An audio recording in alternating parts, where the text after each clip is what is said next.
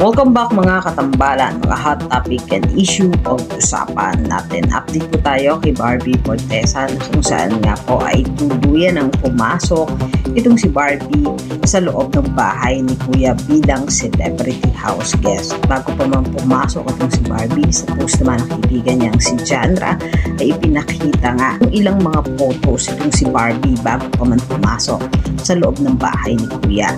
Samantalang makikita nga doon sa ilang mga clips, video na kung saan nga ay maagang pumasok itong si Barbie. At makikita rin na lumabas ang pagiging makulit ditong si Barbie sa loob ng bahay ni Kuya at makagbiro pa nga itong si Barbie hindi lang sa mga housemate maging kay Kuya.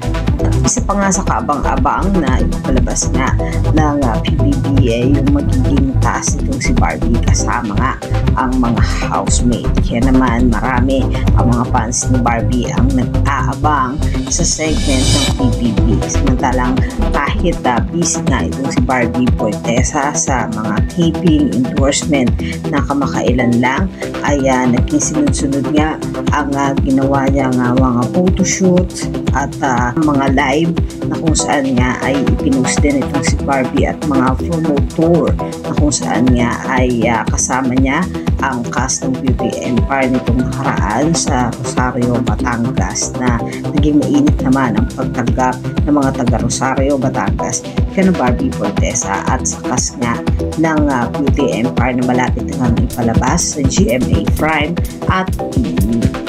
Yan yung mga update natin ngayon kay Barbie. Kayo mga katambalan, ano ang masasabi nyo? Comment lang sa comment section pag-usapan natin.